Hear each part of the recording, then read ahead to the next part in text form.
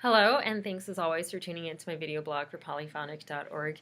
It's a rainy night here in Champaign, and our summer band just finished their first rehearsal for their second concert of the summer. It's been a really busy time here in the library preparing music between the two summer band concerts, a conducting symposium, and an Independence Day concert next week taking place at the historic Virginia Theater in downtown Champaign, and it'll be featuring the Canadian Brass. So it'll be very exciting, I'm sure, and I'm definitely looking forward to it, though I'm a little nervous about some of the pieces where we're kind of just putting the Canadian Brass in with the piece because it's not really arranged for them. So we'll see how those turn out. As I'm coming up on my last couple blogs, I've been thinking about what I set out to accomplish when I decided to take on this opportunity. One of the things I hope to do was to become more comfortable at speaking on video, just as well as reaching out and enlightening my audience, you, to a bit of the backstage musical world, its comings and goings and its happenings. And another one of the things I hope to do was just to introduce people more to the ins and outs of the performance library. And I don't think I've done as good of a job as I could have at this because honestly, I'm still not too confident in my own knowledge at librarianship. I don't really like telling people how I think procedural things should be done because I've learned that it can all be very different depending on the organization, depending on the person.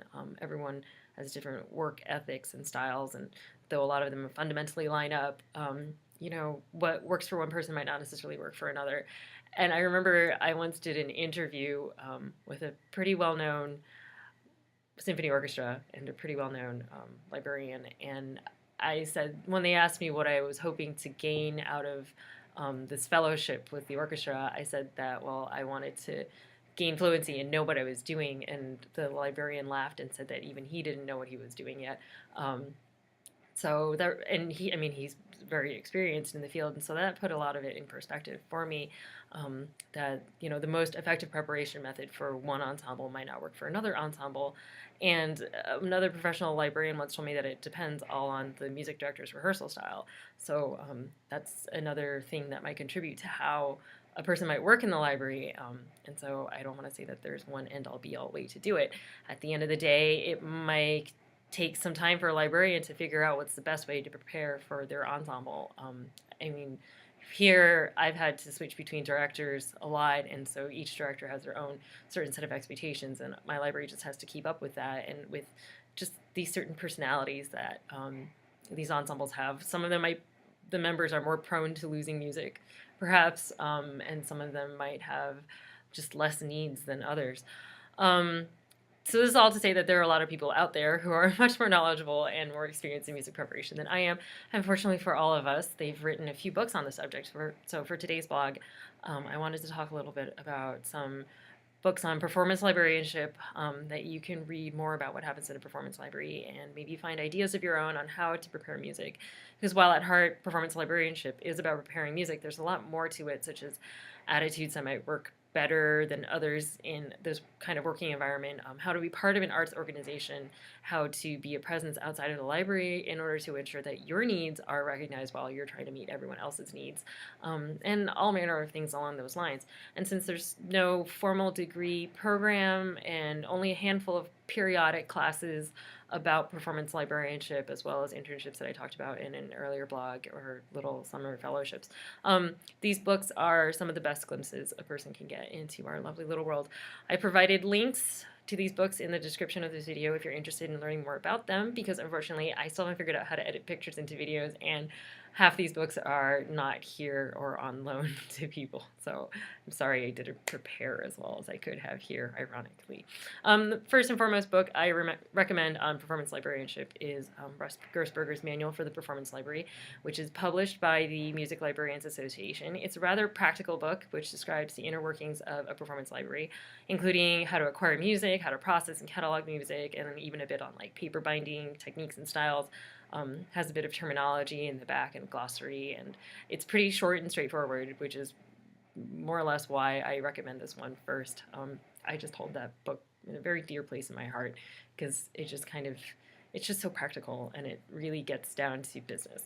There's also the Music Performance Library Practical Guide for Orchestra, Band, and Opera Librarians, also by Russ Gersberger, but this time he's co-authored it with Laurie Lake, who's a librarian in Ohio, I think in Cincinnati. This book is very similar to the first book, and actually, the first book, people call it the Green Book, and they'll say it's more suited for certain people. And I found both to be very useful, though.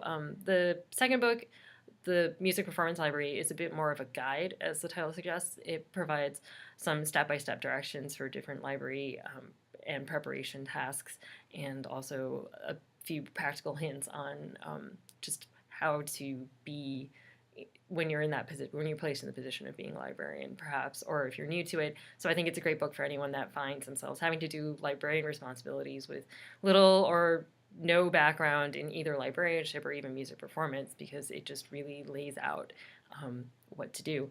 Russ and Laurie also edited a collection called Insights and Essays on the Music Performance Library, which features essays from a whole host of professionals in the music business, and it talks about performance libraries from orchestral to ballet to bands to jazz to high school ensembles.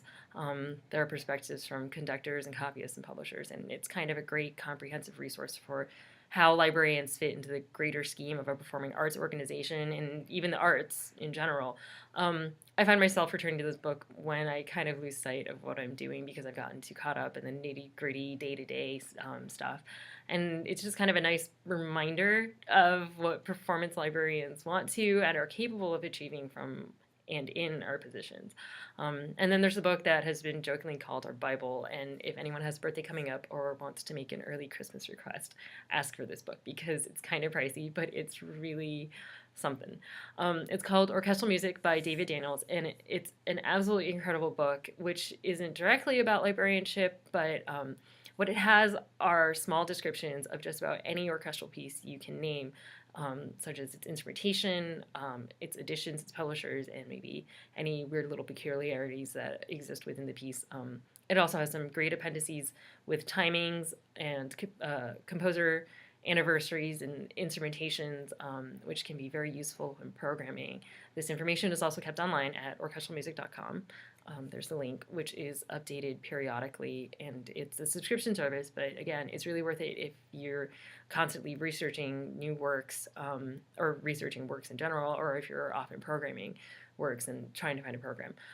Other useful books for librarians are ones on notation, orchestration softwares, the instruments themselves, such as Norman Delmar's Anatomy of the Orchestra, which is a very rather involved and detailed read about instruments. He provides a bit of historical perspectives on the instruments and also how they've fit into orchestras throughout the years, or other ensembles too. Even a lot of these instruments have gone obsolete throughout history, so it's kind of interesting to see just the historical progression and places of these instruments. Anyway, so those are just a couple of books with which you can get started. And to read a bit more about just performance librarianship and maybe even a more involved view of just making music in general, there are links to these and a few others below. And I'd be happy to learn of even more books and resources that you find useful in the comments if you'd like to share. So thanks again for watching, and hope you join again next time.